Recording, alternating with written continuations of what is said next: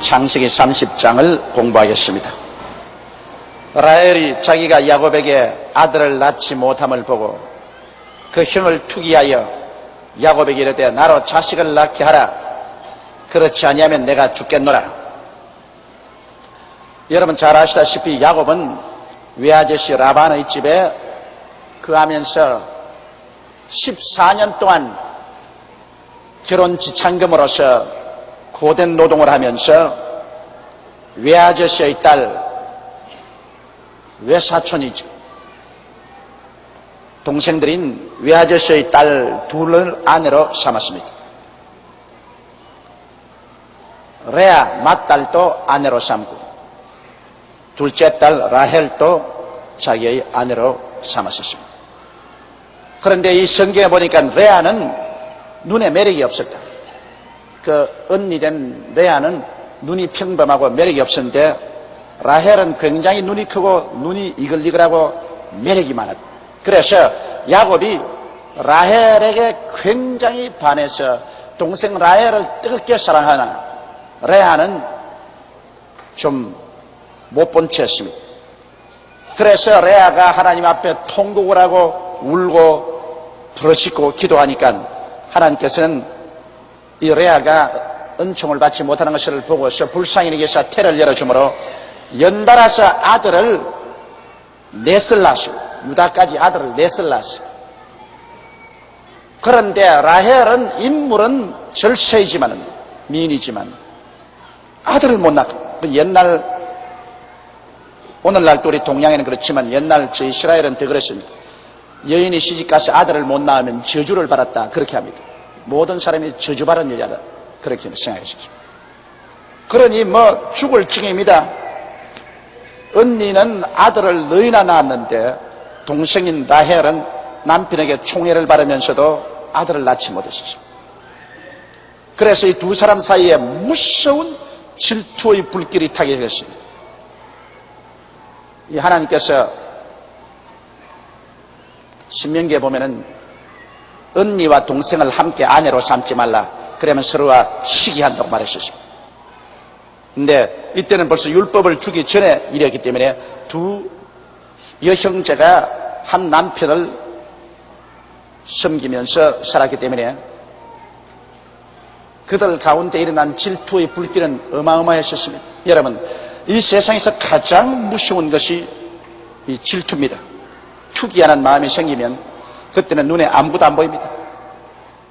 무슨 일이든지 저지를 수 있습니다. 사람을 투기나게 하지 말아야 됩니다. 한 형제간에 부모가 자식을 기를 때도 편애하면은 사랑을 받지 못하는 형제들이 무섭게 투기합니다.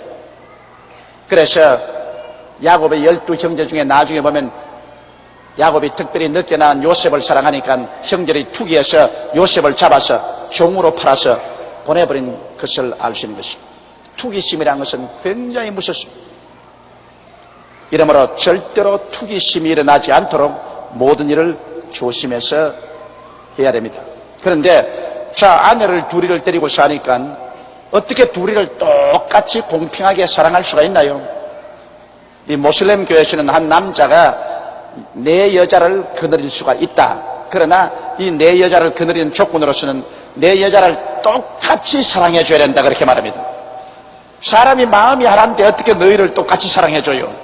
그 중에 더 크게 사랑하는 사람도 있고 좀 덜 사랑하는 사람도 있지 어떻게 똑같이 사랑할 수 있겠습니까? 그러므로 모슬렘 교회에서는 그것이 잘못된 것입니다. 그런데 이 야곱이 레아와 라헬 둘을 똑같이 사랑할 수가 없고 또 레아는 아들을 너희나 낳았으니까 아무래도 자식이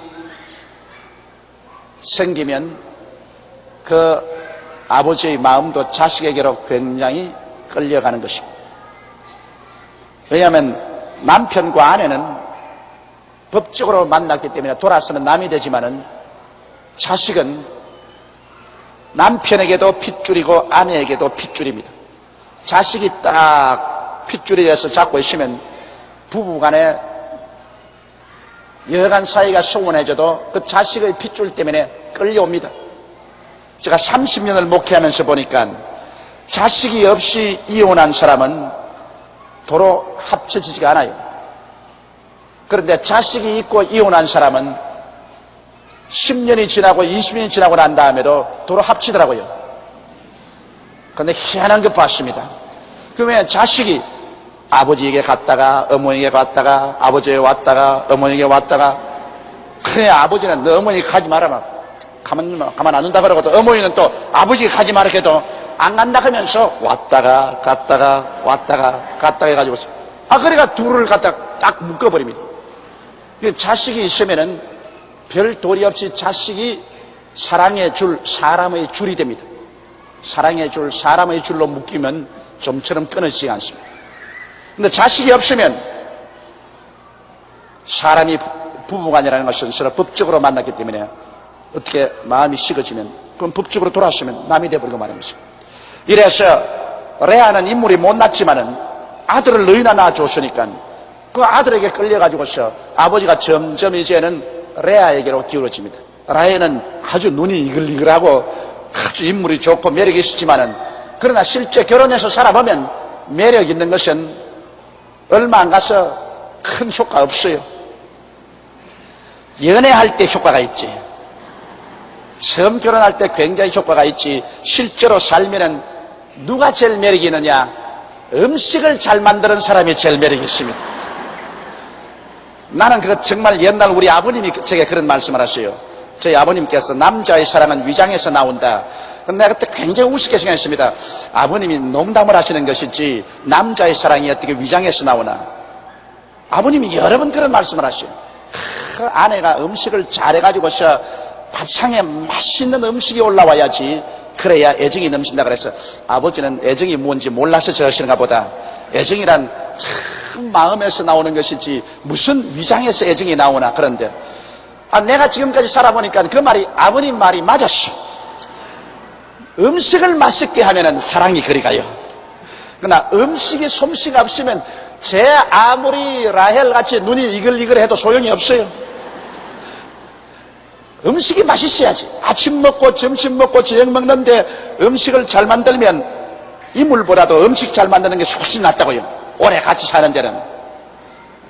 그저 간단히 처음 연애하는 데는 인물이 좋지만은, 그러나 오래 사는 데는 마음 좋고 음식 솜씨 좋고 그리고 아들 쑥쑥 잘 놓으면 그건 뭐 별 도리 없습니다. 그리 끌려갑니다.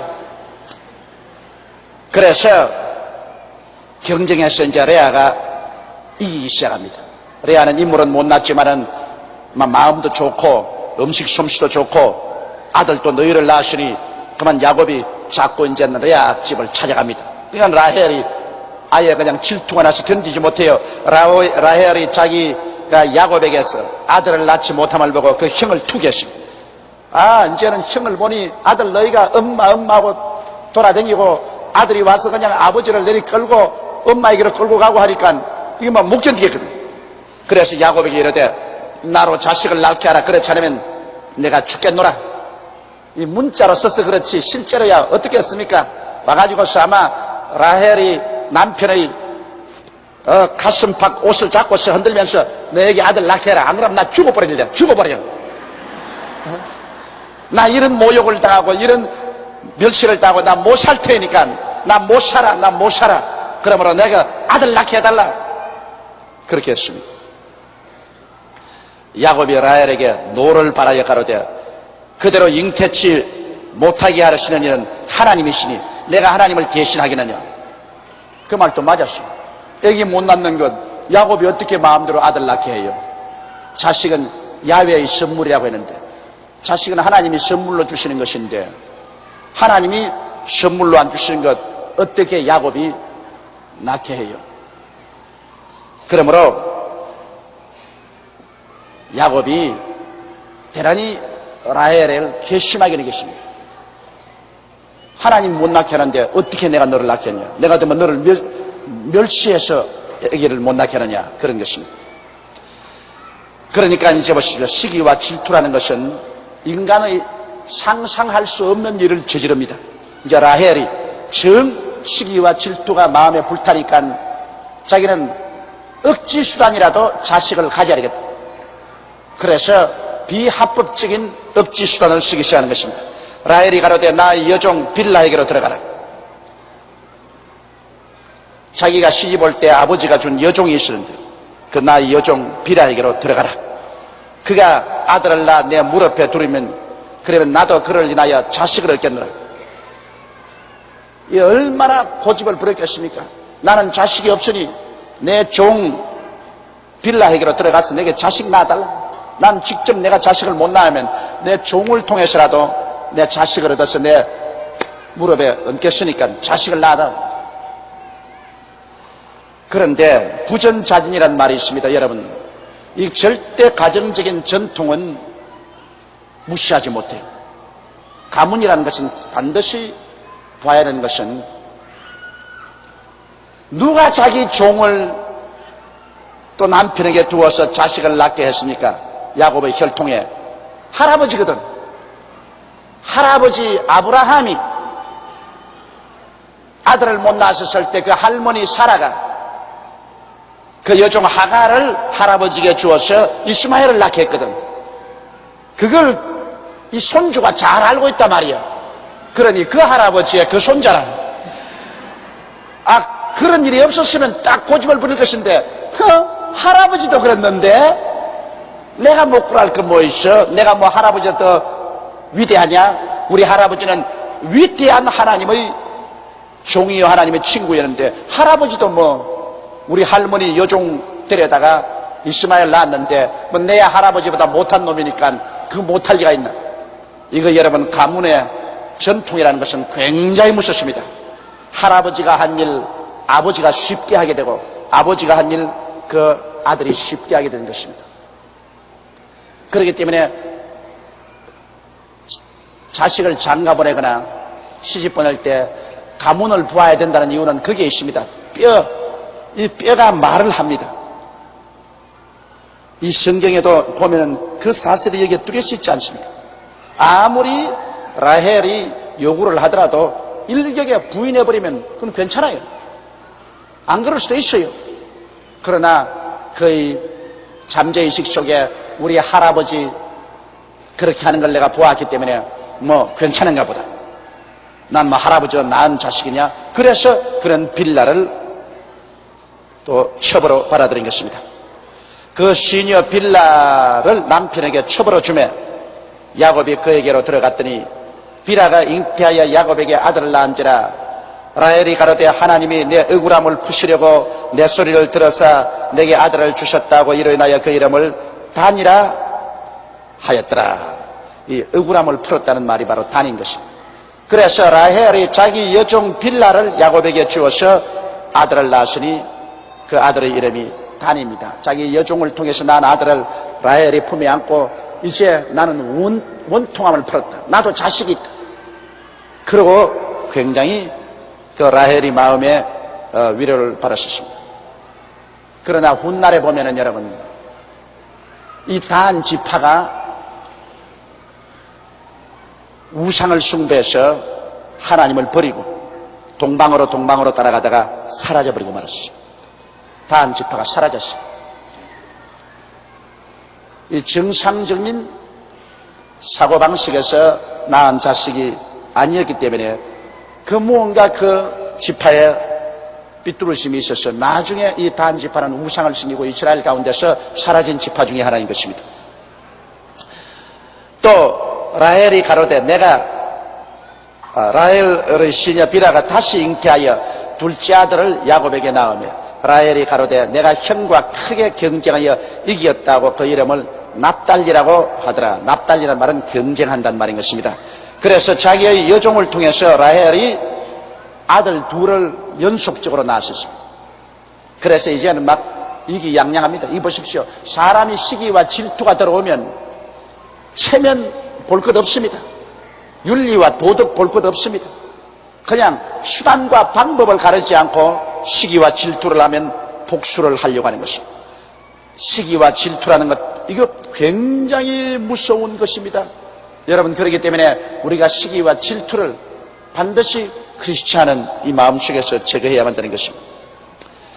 그 9절에 보면 이제 레아 차례입니다. 레아가 자기의 생산일 멈춘 것을 보고, 자, 레아가 자기는 아들 넣어놓고는 아들 못 낳는데 저쪽에서 자꾸 연달아서 하나 놓고 둘 낳고 하니까 이거 또 시기가 생겼습니다. 이러다가 또 남편 또 뺏기겠다. 그래서 그도 동생이 시녀를 주는데 나도 못 줄 거는 뭐이냐. 그래서 그 시녀 실바를 취하여 야곱에게 주어 첩을 삼게 했더니, 레아의 시녀 실바가 야곱에게 아들을 낳으며 레아가 가로되 복되도다 하고 그 이름을 갓이라 하였으며, 갓이라는 말은 복이라는 말인 것입니다. 그 여종이 또 아들을 낳았다. 레아의 시녀 실바가 둘째 아들을 야곱에게 낳으며 레아가 가로되 기쁘도다, 모든 딸들이 나를 기쁜 자라 하리로다 하고 그 이름을 아셀이라 하였더라. 그래서 레아와 라헬이 서로 시기하고 경쟁하는 바람에 그 여종들까지 첩으로 야곱에게 주어서 아들은 수없이 낳기 시작합니다. 결국에는 이래서 12아들이 나왔고, 이 12아들이 이스라엘의 12지파가 된 것입니다. 사람은 잘못해서 이런 결과를 냈지만, 그러나 하나님은 인간의 잘못을 오히려 합동해서 선을 이루도록 만드시는 것입니다. 이것이 하나님의 그 넓고 크신 마음인 것입니다. 하나님을 사랑하는 자, 곧 그 뜻대로 부르심을 입은 자들에게는 모든 것이 합동하여 선을 이룬다고. 결국 인간의 잘못이 하나님의 손길로 말미암아 선하게 만들어요. 야곱이 두 아내와 두 첩을 통해서 12아들을 낳았는데, 이것은 어느 면으로 보나 그 레아와 라헬의 시기와 질투 때문에 이루어진 한 연극인데, 그러나 하나님은 오히려 그것을 변화시켜서 12아들을 통해서 이스라엘이라는 하나님을 경외하는 선민을 만드는 기초석을 삼은 것입니다. 12지파가 바로 이 12아들에게서 나온 것입니다. 14절에 보면 맥추 때 루벤, 즉 레아의 맏아들입니다. 맥추 때 보리 빌 때 루벤이 나가서 들에서 합 한 채를 얻어 어미 레아에게 드렸더니 라헬이 레아에게 이르되 형의 아들의 합 한 채를 청구하느라. 이 합 한 채라는 것은 우리 한국에서는 어떤 것인지 모르겠어요. 그러나 이스라엘에서는 이 무슨 그 미신이 있느냐면, 합 한 채를 먹으면 아들을 낳는다는 미신이 있습니다. 그래서 들에 가서 아들 못 낳는 사람은 합 한 채, 꼭 도마도 비슷한 열매인데 그 합 한 채를 구해서 먹으면 아들을 낳는다. 근데 이 합 한 채가 좀처럼 귀하고 많질 않아요. 그런데 아이 보리 벨 때쯤 돼가지고서 루벤이 어디 갔든지 합 한 채 하나를 구해가지고서 집에 가져와서 자기 어머니 레아에게 주니까, 라헬이 어린애기를 못 낳았지 않습니까? 그러니까 어찌한지 자기도 아기를 낳아보고 싶어서 언니에게 나가셔서 말했습니다. 레아에게 이르되 형의 아들 합 한 채를 내게 좀 다오. 그러니까 레아가 그에게 이르되 내가 내 남편을 빼앗은 것이 작은 일이냐? 그런데 내가 내 아들의 합 한 채가 빼앗고자 하느냐?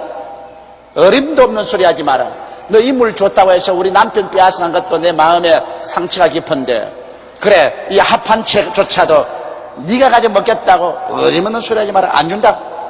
라헬이 가로되 그러면 형의 아들의 합 한 채 대신에 오늘 밤에 내 남편이 형과 동침하리라 하니라. 남편하고 합 한 채하고 바꿨습니다. 남편이 요사이는 또 자기에게 아주 좋게 해서 자기와 함께 동거하고 있는데, 그 합 한 채 주면은 오늘 우리 남편 너에게 언니에게 빌려주겠다. 그래서 합 한 채를 남편 하루씩 빌려주는 것을 조건으로 해서 자기가 얻어서 먹었습니다. 정말 합 한 채가 정말 효과가 있는지 없는지 모르겠지만은 그때 그 전통으로서는 합 한 채를 먹으면 아들을 낳는다, 그런 말이 있었습니다. 16절에 저물 때 야곱이 들에서 돌아오며 레아가 나와서 그를 영접하며 이르되 내게로 들어오라. 내가 내 아들의 합 한 채로 당신을 샀노라. 그 밤에 야곱이 그와 동침하였더라. 야곱이 바쁘게 됐어. 레아에게 끌려갔다가 라헬에게 끌려갔다가 레아의 종에게 끌려갔다가 라헬의 종에게 끌려갔다가 얼마나 정신적으로 번잡하고 바쁘겠습니까? 그리고 아마 그 야곱의 몸에는 성한 데가 없을 거예요. 꽃에 피어가지고서.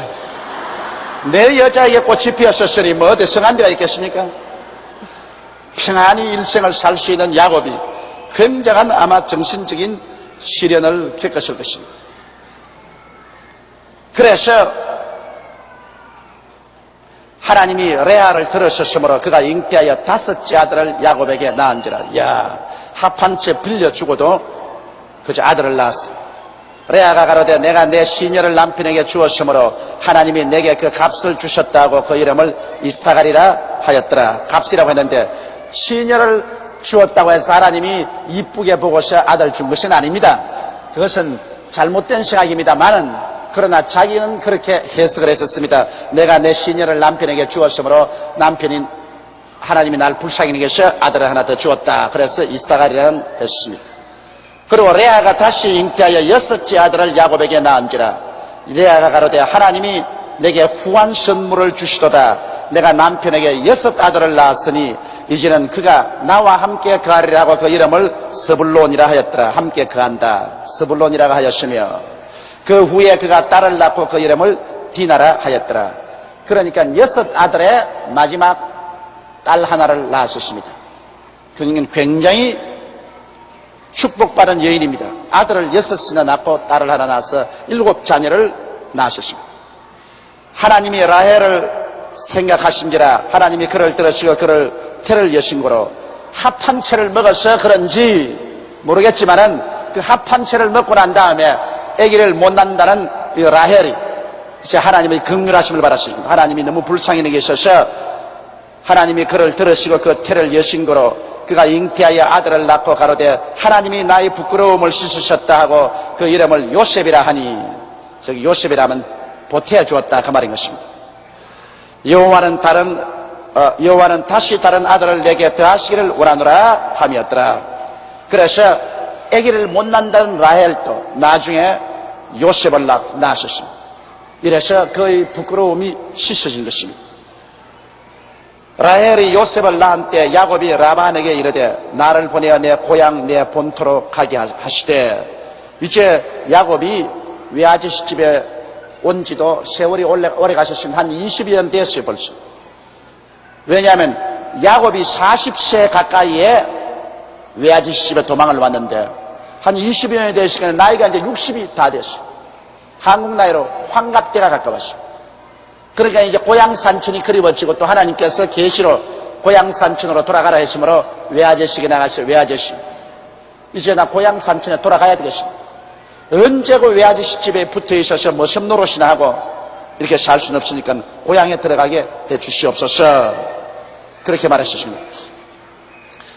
내가 외삼촌에게서 일하고 얻은 처자를 내게 주서 나로 가게 하소서. 내가 외삼촌께 한 일은 외삼촌이 아시나이다. 자, 내가 외삼촌 집에 와가지고서 결혼 지참으로 14년을 일을 해서 레아와 라헬 2 딸을 내 아내로 얻었고, 그 다음에 외아저씨 집에서 머슴살이 하면서 지금까지 먹고 살았는데 이제는 우리 가족들 다 솔거해서 우리 고향으로 돌아가게 해달라고 외삼촌에게 부탁했었습니다. 라반이 그에게 이르되 여호와께서 너로 인하여 내게 복을 주신 줄을 내가 깨달았노니 내가 나를 사랑스럽게 여기거든 유하라. 자, 여기 외아저씨가 깨달은 것은 야곱이 오기 전에는 외아저씨의 집은 별로 부하지 못했습니다. 짐승 때도 별로 많지 않고 별로 부자가 아니었는데 야곱이 와서 한 20년 동안 일해주는 동안에 집이 크게 부흥이 되어서 굉장한 부자가 되었다. 여기에서 여러분 우리가 알아야 될 것은 축복은 환경을 따라오지 않고 사람을 따라옵니다. 성경에는 복 있는 사람은 이라고 말했지 복 있는 환경은 이라고 말하지 않습니다. 사람이 복이 있으면요 그 사람이 덜에 가면 덜이 복을 받고 집에 들어오면 집이 복을 받고 짐승을 기르면 짐승 새끼가 복을 받고 떡을 만지면 떡반죽 그릇이 복을 받습니다. 복은 사람이 가지고 다녀요. 여러분 대한민국 보십시오. 우리 5,7년 역사 가운데 이 뼈다귀 강산에서 얼마나 고생을 했습니까? 5,7년 역사 가운데 내내 침략만 당하고 보릿고개에 수없이 많은 사람이 굶어져 이런 고통당한 이 나라가 20세기 마지막에 우리 민족이 썩 복 있는 사람으로 변화되었습니다. 그건 어떻게 되냐? 예수 그리스도의 복음을 듣고 하나님 백성이 되어서 우리 민족의 30% 가까운 1천만이 넘는 사람이 예수를 믿고 하나님을 경외하게 되니 복 있는 사람이 된 것입니다. 여러분 이 세상에 예수 믿고 하나님 섬기게 된 사람이 가장 복 있는 사람입니다. 왜냐하면 하나님이 복의 근원이시기 때문에 복의 근원이신 하나님을 알고 그 하나님을 믿는 사람이 복이 있는 사람입니다. 우리나라가 복이 있는 사람이 되니까 이 뼈다귀 강산에 이 뭐가 있습니까? 우리 한국 강산에 솔직히 말해서 뭐가 있어요? 석탄이 많이 납니까? 석유가 많이 납니까? 철광석이 납니까? 뭐가 납니까? 바위 투성입니다. 한국에 농사라는 것도 농업국도 못 돼요. 한국에 끝없는 넓은한 그런 기계 영농을 할 수 있는 농장이 있나요? 그것도 없습니다. 이런 강산에 우리 하나님께서 하나님의 백성들이 많이 생겨 사람들이 복을 받을 수 있게 되니까 하나님이 하늘을 물고 주님께서 축복을 부어주시옵니다. 그래서 이 짧은 세월 동안에 우리 한국이 경제 개발을 시작해가지고서 70년대로부터 시작해서 80년대 이 불과 한 20년 만에 야곱이 20년 동안 외아지 시집에서 일한 것처럼 우리 한국도 불과 한 20년 만에 눈부신 경제 개발을 해서 오늘날 제24회 세계 올림픽 대회를 열 수 있는 정도까지 성장하고 발전한 것입니다. 한번 생각해 보십시오. 이게 복 있는 사람이 하나님이 복을 주시지 복 있는 환경이라고 그랬지 않습니까? 아무리 환경이 좋아도 사람이 복 받았지 못하면은 그 복은 떠나갑니다. 요사이 여러분 미국에는 미국의 쇠퇴라는 그러한 책들이 많이 발간돼 나오고 있습니다. 미국은 이제 쇠퇴하는 것. 그 많은 책들을 보면은 미국은 60년대 최고 피크가 되었다가 이제는 내리막길을 걸어간다는 것입니다. 미국은 내리막길을 걸어간다. 미국의 여러분 경상수지 적자가 천문학적인 숫자입니다. 미국은 이제 세계에서 가장 빚을 많이 걸머진 나라가 되고 마는 것입니다. 무역으로도 빚을 제일 많이 지고 국가 예산에서도 빚을 제일 많이 집니다. 세계에서 가장 빚이 많은 나라가 지금 미국이 되고 말하고 이 길로 자꾸 미끄러져 나간다면 큰일 납니다. 심지어 한국 같은 조그마한 나라하고 무역에서도 1년에 약 100억 불 가까이 손해를 보고 있습니다. 그럼 왜 미국이 이러느냐? 미국이 300여 년 전에 영국의 청교도들이 미국에 건너왔을 때는 하나님을 섬기는 나라였습니다. 그 헌법조차도 하나님 중심으로 만들어졌습니다. 그래서 미국이 하나님을 섬기고 복 있는 백성이 되자 순식간에 300년 내에 지구상의 최대의 강한 나라가 됐습니다. 부유한 나라가 됐습니다. 그러나 잘 먹고 잘 입고 잘 살게 되니까 미국이 하나님을 버렸습니다. 미국이 하나님을 버리고 오늘날 여러분 전 세계에 걸쳐서 미국이 이혼율이 제일 많고 미국의 에이즈 같은 그 성적인 타락으로 말미암아 무서운 병이 일대 유행을 하고 그리고 미국의 인본주의가 온 교육제도나 정치제도 속에 다 들어와서 인본주의 중심으로 쓰고 미국 교회는 급전직하로 타락하기 시작하고 미국 사람들은 하나님을 떠나고 있습니다. 신속한 속도로 하나님을 떠나고 있습니다.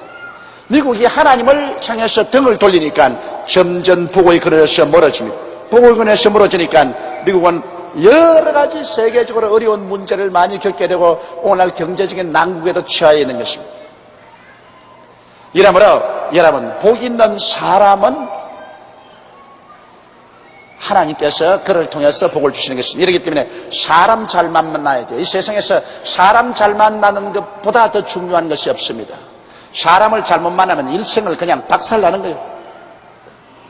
결혼도 그래요.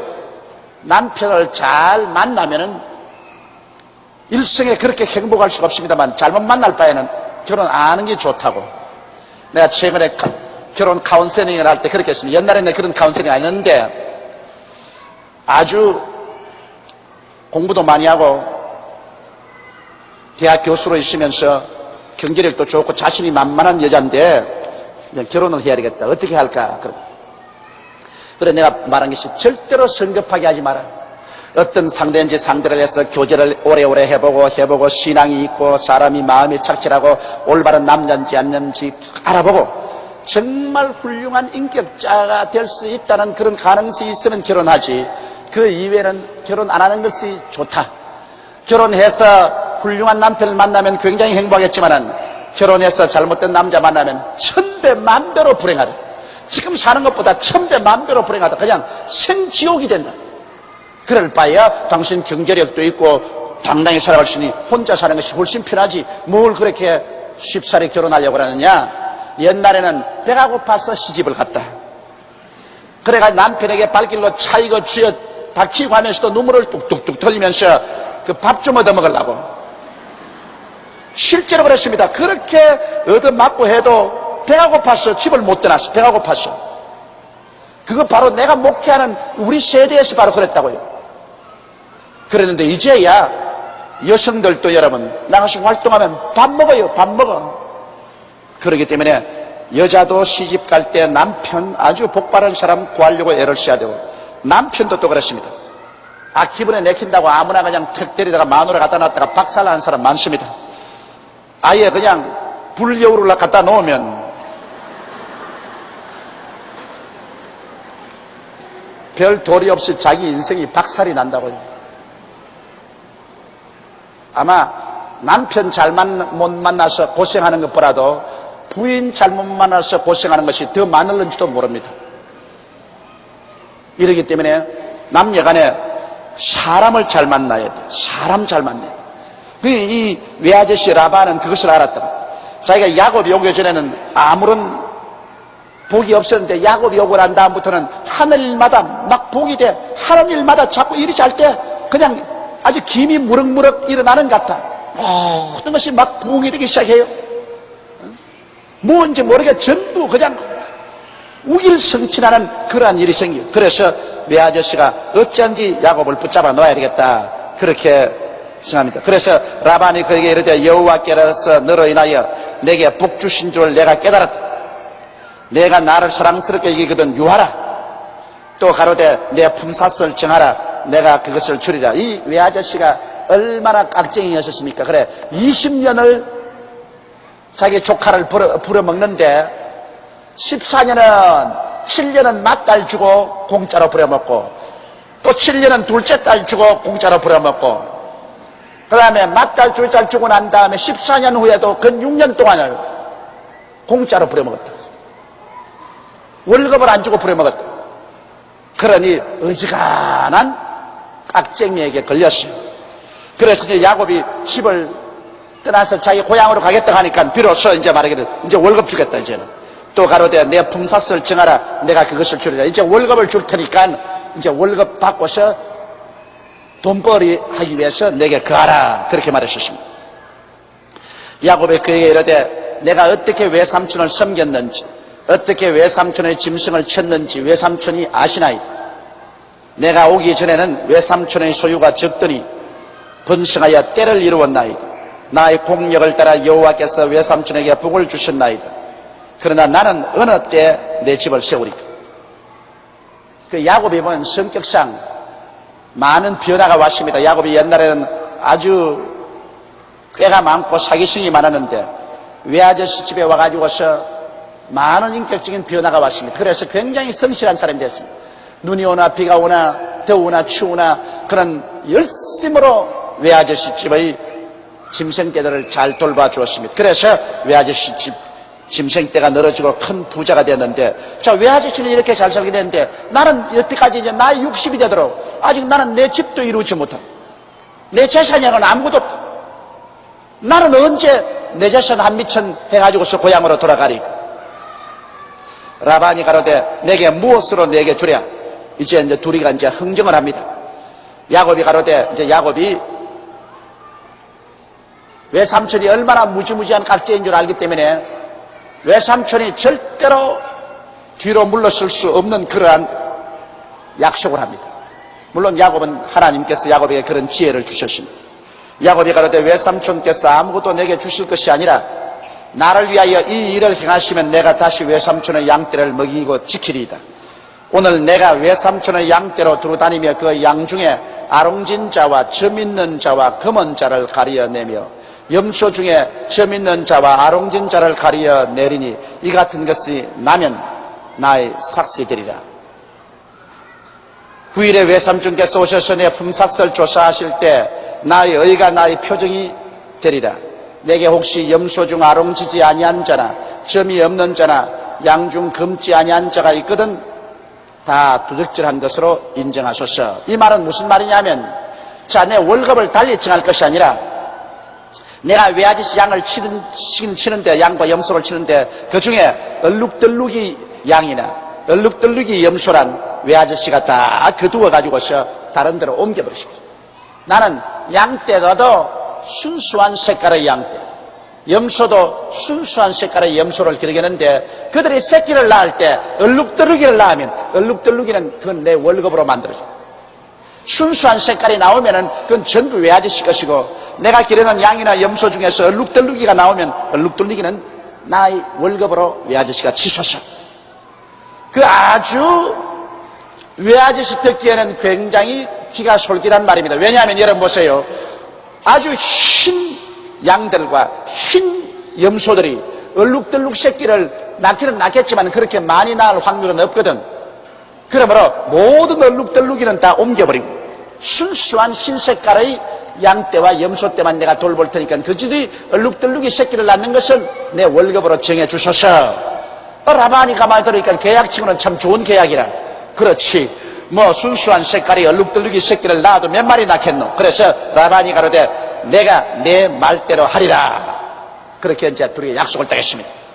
그날에 그가 수염소 중 얼룩무늬 있는 자와 점 있는 자를 가리고 암염소 중 흰 바탕에 아롱진 자와 점 있는 자를 가리고 양 중에 검은 자들을 가려 자기 아들들의 손에 붙이고 자기와 야곱의 사이를 사흘길이 떼게 하였고 야곱은 라반의 남은 양떼를 치지라. 그래 얼룩덜룩이를 다 거두어 가지고서 사흘길을 걸어간 거리로 옮겨서 라반이 자기 아들들에게 그것은 다 맡겨놓고 그 다음 순수한 색깔은 야곱에게 맡겨놓았습니다. 그런데 여러분, 사람의 힘과 능으로는 할 수 없으되 하나님이 하는 일이 생깁니다. 이것이 우리가 하나님께 배워야 돼요. 하나님이 축복을 해주시면 사람으로는 할 수 없을 때 하나님은 할 수 있다고. 야곱은 순수한 색깔의 짐승떼를 기르면서 거대한 얼룩덜룩이를 낳게 하는 하나님의 비결을 배웠었습니다. 왜냐하면 하나님께서 야곱을 축복해 주실 것을 야곱은 알고 있기 때문에 야곱은 하나님의 축복을 받는 마음의 그릇을 준비를 했습니다. 오늘 우리는 여기에서 하나님의 축복의 비결, 바라봄의 법칙을 배울 수가 있습니다. 야곱이 이제 외아저씨가 떠나고 난 다음에 버드나무와 살구나무와 심풍나무의 푸른 가지를 취하여 그것들의 껍질을 벗겨 흰 무늬를 내고 그 껍질 벗긴 가지를 양떼가 와서 먹는 개천의 물구유에 세워 양떼에게 향하게 하며 그 떼가 물을 먹으러 올 때 새끼를 베니 가지 앞에서 새끼를 베므로 얼룩한 것과 점이 있고 아롱진 것을 낳은지라. 자, 이제 야곱이 이제 얼룩이를 낳게 하는데 어떻게 하느냐? 그 양떼나 염소떼들이 풀을 먹고 난 다음에 오후에 쫙 물을 먹으러 오는데 개천가에 물구유를 갖다 놓고 물을 퍼가지고서 후에 가놓으면 거기서 물을 마시고 한가하니까 거기서 새끼를 뵙니다. 새끼를 가지는데 그 물구유 앞에 야곱은 버드나무와 살구나무와 심풍나무의 푸른 가지를 취해서 거기 껍질을 얼룩덜룩하게 벗겨가지고서 이걸 물구유 앞에 쫙 세워놓고 난 다음 그 앞에서 물을 마시고 새끼를 빼게 하니까 아니 너무 양이나 염소가 그저 새끼 가져서 낳았다면 얼룩덜룩 낳았다면 얼룩덜룩.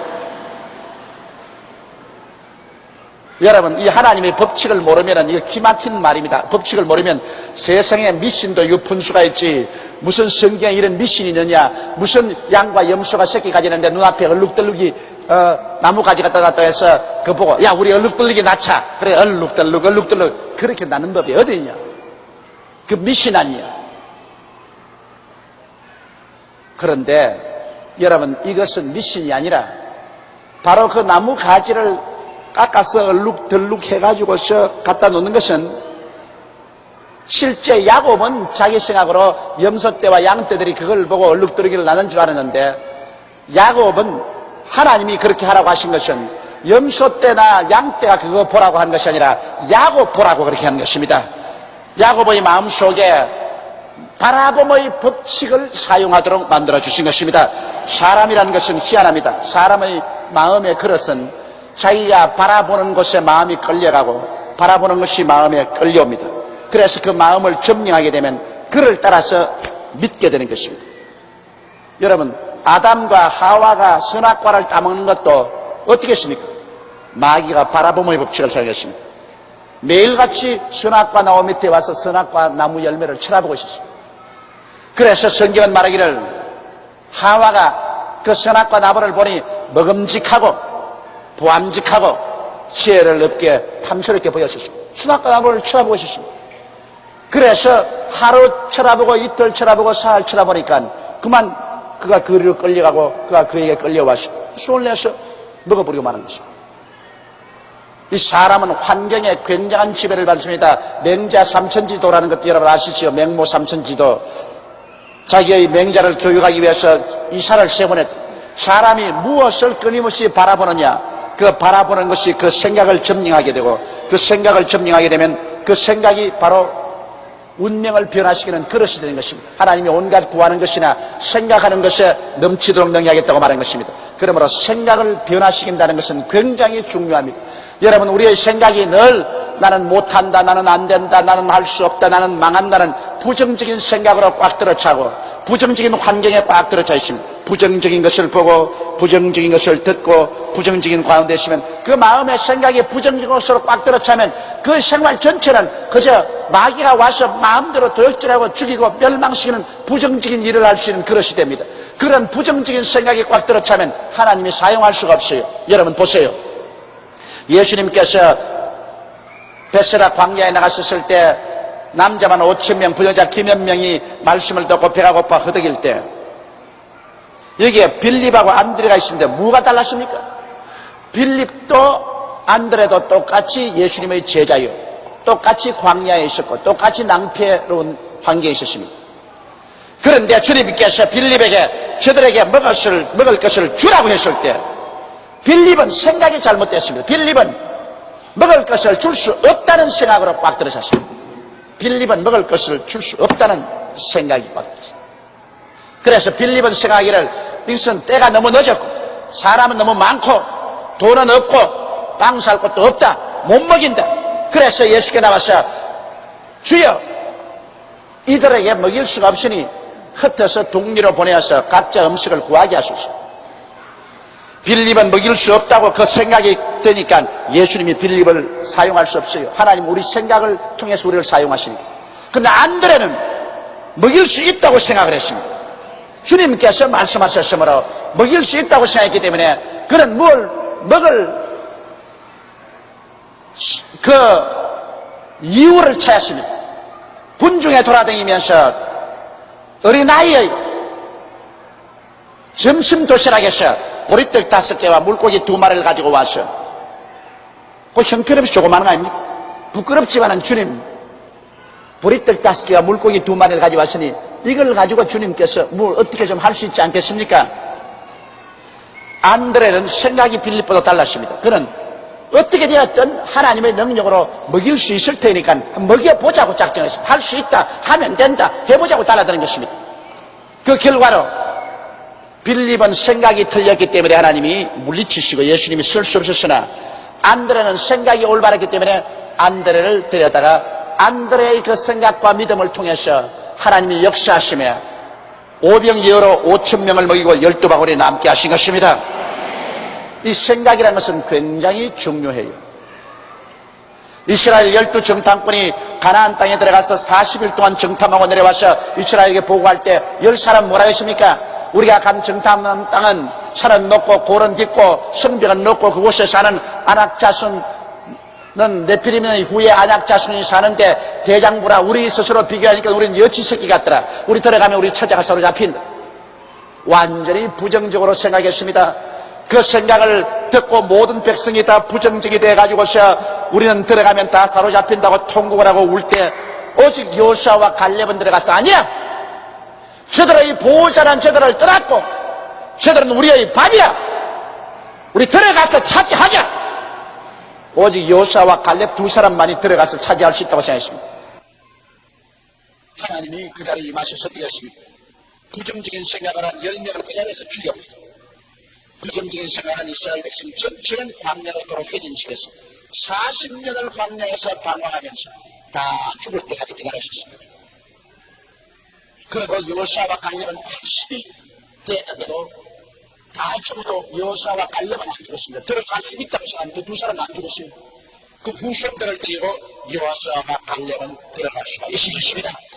그러므로 야곱이 이 얼룩덜룩이 나무를 물구유 앞에 놓아서 새끼들이 얼룩덜룩이가 나게 한 것은 그 무슨 양이나 염소가 그 양반이 돼가지고서 얼룩덜룩이를 낳은 것이 아니라 야곱이 그를 통해서 마음의 생각이 달라진 것입니다. 아시겠어요? 바라보면 법칙을 통해서 야곱의 생각에 이제 새끼만 놓으면 얼룩덜룩이 낳는다. 새끼만 놓으면 얼룩덜룩이 낳는다. 그 마음의 생각이 달라지자 달라진 생각을 통해서 믿음이 달라졌습니다. 하나님 앞에 저는 기도할 때 믿었습니다. 하나님이여 이것이 낳으면 얼룩덜룩이를 낳을 줄 믿습니다. 바라보면 법칙으로 생각이 달라지고 믿음이 달라지니까 그 믿음을 통해서 하나님 뭐라고 말하십니까? 내 믿음대로 될지라. 내 믿음대로 될지. 믿음은 생각이 믿음으로 변화되는 것입니다. 생각이 믿음으로 변화돼요. 생각과 믿음이 단판이 아닙니다. 죽는다고 하는 사람 속에 산다는 믿음은 안 생깁니다. 병든다고 하는 생각에 건강만 믿음은 안 생깁니다. 가난하다고 생각하는데 축복받는다는 믿음은 안 생겨요. 생각이 믿음의 바탕이 되는 것입니다. 그래서 야곱은 자기의 생각을 바꾸기 위해서 그래서 얼룩덜룩이 푸른 버드나무와 살구나무와 선풍나무 가지를 가져간 것입니다. 그래서 야곱이 새끼 가지는 장면을 바라보았을 때 그 마음속에 이 새끼도 얼룩덜룩이다. 저 새끼도 얼룩덜룩이다. 자기 마음에 생각하는 거예요. 그러면 하나님 감사합니다. 얼룩덜룩이 미십니다. 얼룩덜룩이 미십니다. 아 그런데 나다면 얼룩덜룩 나다면 얼룩덜룩 외삼촌이 가끔 가더라면서 와보는데 막 기절천풍을 하게 됐습니다. 이거 웬 말인고 얼룩덜룩이란 딱 옮겨놓고 흰색 깔만 치게 했는데 이거 뭐 흰색 깔들이 나다면 얼룩덜룩 나다면 얼룩덜룩이니 와 이거 내 팔자에 와 이거 내 팔자에 이거 웬일이고. 그런데 또 야곱을 보십시오. 야곱이 새끼 양을 구분하고 그 얼룩무늬와 검은빛 있는 것으로 라반의 양과 서로 대하게 하며 자기 양을 따로 두어 라반의 양과 시키지 않습니다. 그래 야곱이 이제 얼룩덜룩이는 따로 딱 해가지고서 이제 잘못이거든 얼룩덜룩이는. 열심히 자기 것을 그래서 공산주의가 안 된다는 말이 그것입니다. 여러분 공산주의가 뭐 주체사상이 이렇게 목달리고 해섰지만은 여러분 공산주의 하는 것은 공산주의는 사유재산이 없어요. 공산주의는 다 함께 일해가지고서 다 함께 나눠먹는 것입니다. 그러므로 처칠이 말한 것처럼 공산주의는 다 함께 가난해지는 주의가 공산주의다. 그 부자는 없어요.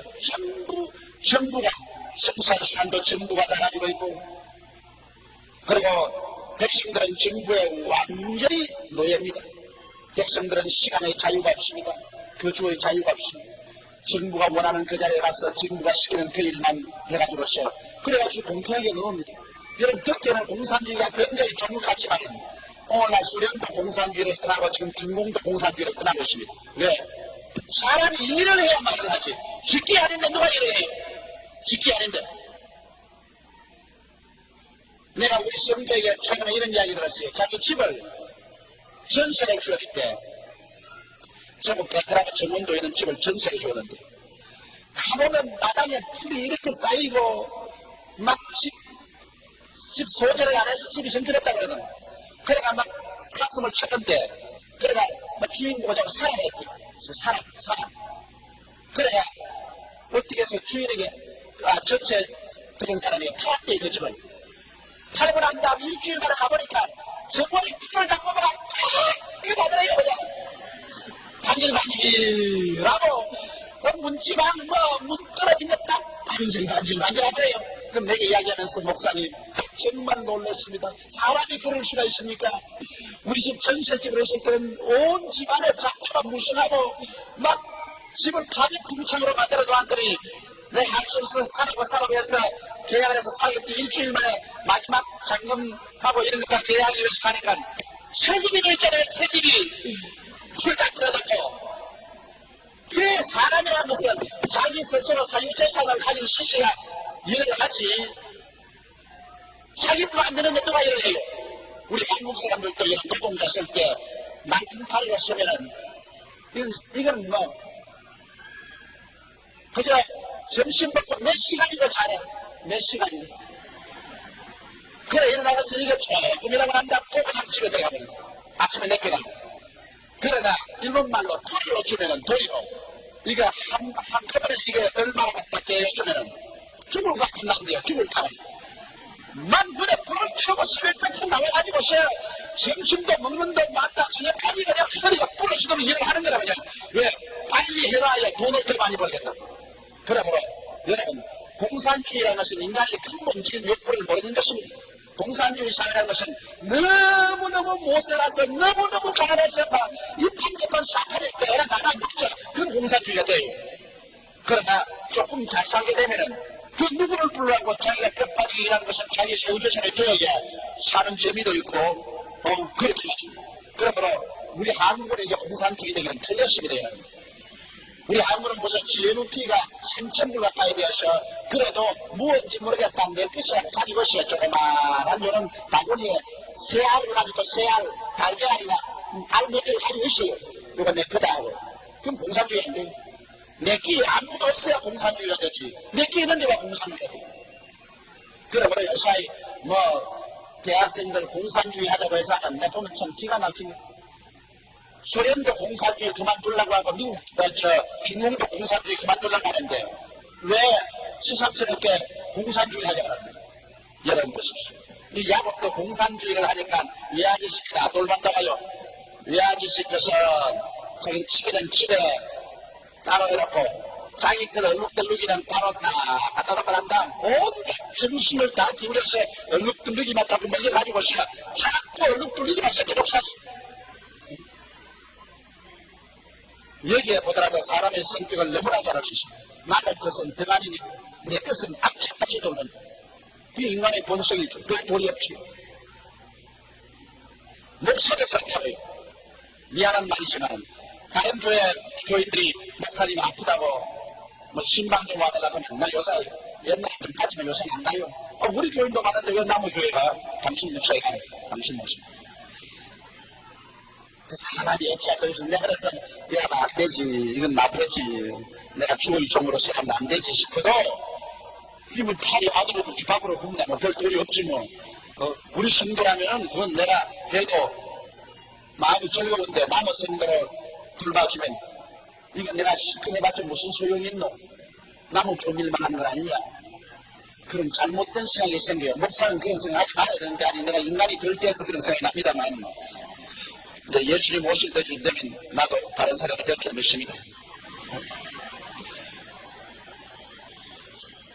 41절에 보면 실한 양이 섞이 뺄 때는 야곱이 께쳐다가 양떼 눈앞에 그 가지를 또 양으로 그 가지 곁에서 섞이를 빼게 하고 자 보십시오. 실한 둑실둑실한 실한 양과 염소가 섞이를 하면 얼른 갖다 가지 딱 갖다 놔요. 얼른 갖다 그러고 난 다음에 바람봉을 법칙으로 얼룩뜨기를 놓게 하고 약한 양이면 그 가지를 두지 않으니 비들비들하고 시들시들한 양이 생겨지면 그 치우쳐. 왜냐하면 시들시들한 새끼 나오면 곤란하니까. 이러므로 약한 자는 라반의 것이 되고 실한 자는 야곱의 것이 된지라 이에 그 사람이 심히 풍부하여 양떼와 노비와 양떼와 너희가 말았더니 자 보십시오. 그래서 이 사람이 나중에는 막 거대한 부자가 되죠. 그 왜냐? 바라봄의 법칙인 것입니다. 이 바라봄의 법칙이란 대단히 중요합니다. 여러분. 사람이 생각이 어떠하면 그 인간도 그러하다고요. 우리 바라봄의 법칙을 잘못 사용하면 그 사람 뼈빠지게 일을 해도 그 일함으로 말미암아서만이 반드시 대가가 나오는 것은 아닙니다. 내가 올바른 바라봄의 법칙을 사용하는 것입니다. 그런데 야곱은 여기에 버드나무, 살구나무, 단풍나무, 신풍나무의 푸른 가지를 취해서 놓았지만 여러분 오늘 우리 시대는 다른 나무가 있습니다. 그 다른 나무가 뭔지 압니까? 27년 전에 십자가에 올라가서 피를 흘린 갈보리 십자가 나무가 있습니다. 갈보리 십자가 나무도 얼룩덜룩이 나무예요. 예수 그리스도의 피로서 얼룩덜룩 해주십니다. 갈보리 십자가 나무는 예수 그리스도의 십자가의 보혈로 얼룩덜룩 되었지만 이 갈보리 예수 그리스도의 십자가의 나무를 우리가 던져놓으면 큰 변화가 일어날 것입니다. 죄를 지은 사람은 갈보리 십자가에서 예수님이 우리 죄를 대신해서 피를 흘려서 그 십자가의 나무를 피로 얼룩지게 했습니다.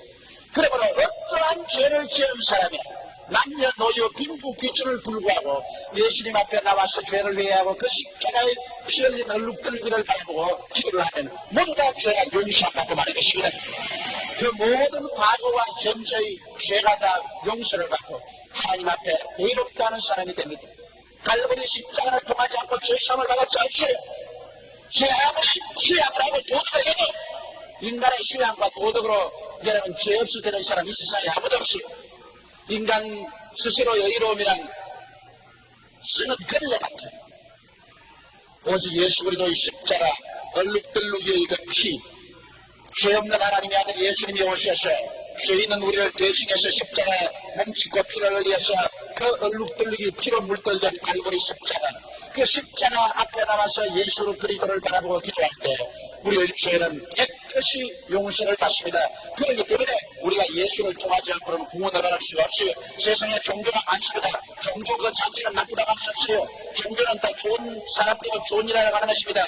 좋은 사람 좋은 일 한다고 구원을 받는 것이 아닙니다. 여러분, 오직 우리의 그 끝없이 많은 죄를 용서하는 일입니다.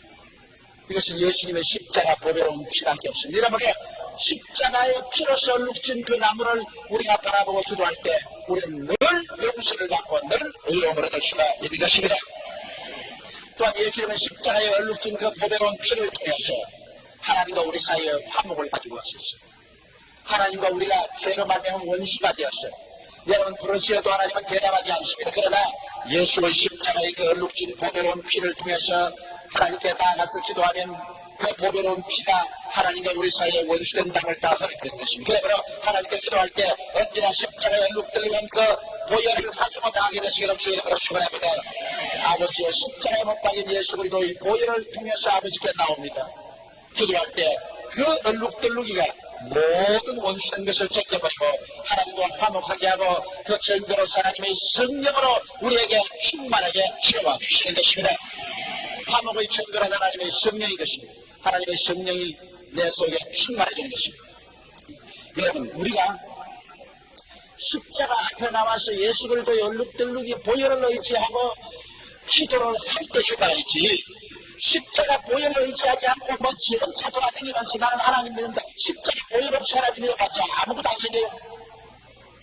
십자가 보혈을 의지하고 기도해야 용서하고, 십자가 보혈을 의지하고 기도해야 성령 받고, 그 다음 십자가 보혈을 의지하고 기도해야 병도 낫는 것입니다. 여러분, 몸이 병들어서 고생하는 사람, 예수께서 우리 연장을 십시에 담가시고 병을 짊어지고 가신 것을 믿고 그 십자가에 우리 병을 짊어지기 위해서 피를 흘리신 얼룩덜룩이 십자가를 바라보고서 주님께서 반드시 그 십자가를 통해서 병을 고치는 것을 믿고서 얼룩덜룩이를 바라보고서 우리가 기도를 하면 십자가의 보배로운 피의 능력으로 우리 병이 낫는 것입니다.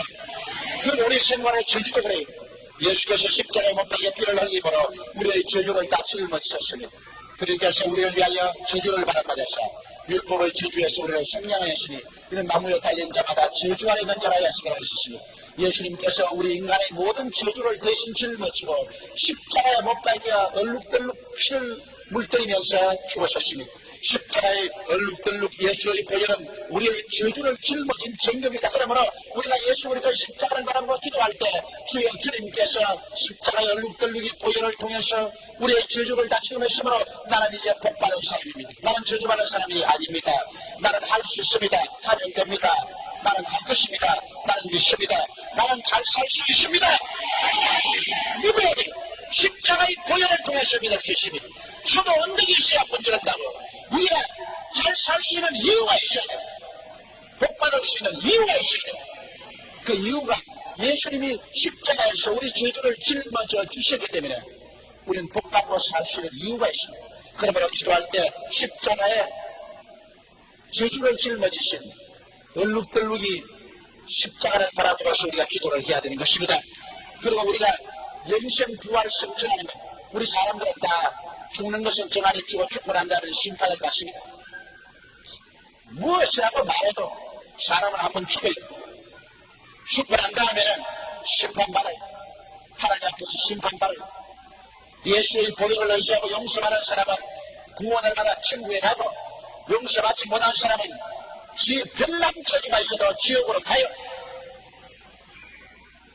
저는 30년 동안 복음을 전개하면서 날로 내 마음속에 더 확신이 두터워지는 것은 예수 믿으면 구원받고 예수 믿지 않으면 영원히 버림받아 불과 여왕으로 타는 못에 빠진다는 것입니다. 여러분 손톱 밑에 가시 하나 들어가도 밤새도록 아프고 괴로운데 불과 여왕으로 타는 못에 떨어져 당할 그 고통을 한번 생각해 보십시오. 그것은 보통 괴로움이 아닙니다. 그런 일이 있을 수가 없다고. 여러분 우리가 주인입니까? 우리를 만드신 하나님이 그렇다고 하는데 어떻게 우리 스스로가 그런 일이 있다 없다 할 수 있습니까? 천지를 주신 하나님께서 신이 믿는 자는 구원을 했고 믿지 않은 자는 정죄를 받으려고 하나님 말씀하셨습니다. 하나님이 정한 것을 우리가 마음대로 바꿀 수가 있나요? 바꿀 수 없습니다. 우리가 알 수 있는 길이란 하나님이 정하신 것을 겸허하게 받아들이고 회개하고 하나님의 아들 예수 그리스도의 희생을 믿음으로 받아들이고 구원하는 길밖에 없습니다. 예수님은 십자가에서 햇빛을 흘리고 죽었다가 사흘 만에 부활하셔서 사망을 철폐하고 영원한 구원의 길을 열어놓으셨습니다. 그러므로 우리가 십자가에 얼룩덜룩이 그 피를 바라볼 때 거기에서 나의 죽음은 청산되고 나의 형벌은 청산되고 나는 구원을 얻었고 영생을 얻었고 부활해서 성취한다는 확신을 얻게 되는 것입니다. 야곱이 외아지 집에서 그가 나무의 얼룩덜룩이를 새끼를 베는 수컷 안글 앞에 놓아주므로 그 새끼가 얼룩덜룩이를 낳을 것이라고 믿은 것처럼 바라봄의 법칙으로 그를 그대로 된 것처럼 여러분과 나도 오늘 예수 그리스도의 십자가 그 피로 말미암아 얼룩덜룩 무늬가 생긴 그 십자가를 바라보므로 그 십자가를 통해서 기도하므로 죄사함을 받고 성령 받고 병고침을 받고 축복을 받고 영생복을 나가는 수가 있는 것입니다. 그러므로 여러분 십자가를 바라보십시오. 매일같이 아침 점심 저녁할 것 없이 십자가를 바라보고 하나님 앞에 기도하십시오. 십자가를 통해서 비로소 여러분 영혼이 잘됨같이 범사의 잘됨에 판단하고 생명을 얻게 넘치게 얻는 하나님의 역사가 일어나게 되는 것입니다. 그리스도의 십자가 중심으로 사는 그 사람이 참으로 인생을 살면서 행복하게 살고 어디서 와서 왜 삶이 어디로 가는 것을 알고 이 세상 살 동안에도 하나님과 함께 살고 이 세상에 들어갈 때 하나님 계신 영원한 천국으로 들어가게 되는 것입니다. 이와 같이 십자가 중심으로 하나님을 깨달으면 그 사람이 이제 확신이 있습니다. 인생에 동남풍이 불고 서북풍이 불어도 다시 바뀔 길에가도 철까지 누워도 두렵지 않습니다. 하나님이 나와 같이 계시는데 내가 겁날 게 뭐냐 그렇지 않습니까? 성경은 하나님이 우리를 위하시면 누가 우리를 대적하리. 천지를 주시고 하나님이 내 편에 서 있고 나와 같이 계시고 내가 하나님과 같이 있는데 세상이 나를 어떻게 합니까? 세상이 나를 면하지 못합니다. 내가 하나님께 버림을 받으면 그때야 절망이지. 내가 하나님을 버리면 그때야 절망이지. 하나님과 같이 하시는데 여러분 우리가 절망할 수가 없습니다. 하나님과 같이 한 사람은 매일매일 운명의 파도를 헤치고 다가오는 장애물을 뛰어넘고 고난을 헤치면서 예수 이름으로 기도하고 이겨나가는 것입니다. 너희 안에 계신 이는 이 세상에 있는 것보다 크다고 말했었습니다. 여러분 속에 계신 하나님은 세상에 있는 그 무엇보다도 큽니다. 하나님을 믿음으로 밀고 나가면 못할 일이 없습니다. 할 수 있게 되니 무슨 말이냐. 믿는 자에게는 능증을 하시기 없나요. 내 믿은 대로 될지어다. 할렐루야. 여러분 야곱 보십시오. 똑같은 야곱인데 하나님의 법칙을 사용하기 전에는 그는 외아지 집에서 20년 머슴살이 하면서 아무것도 가진 것 없는 거지였습니다. 그러나 그가 하나님의 법칙을 깨닫고 그 바라봄의 법칙을 사용하자. 똑같은 야곱인데 법칙을 사용하자. 그는 한때, 두때, 세때 바다의 모래 같은 많은 양떼를 그린 짐승떼를 그린 거대한 부자로 변화되어서 이게 양양의 고향 땅으로 돌아갈 수가 있었습니다. 다 같이 예수 믿고 천당 가는 사람인데, 그러나 믿음의 법칙을 사용하면 이 땅에 사는 동안에 영혼이 잘때마치 범사에도 잘되고 강건해서 하나님의 은총을 받아 좋은 일 많이 하고 그리고 천당 갈 수 있겠습니다.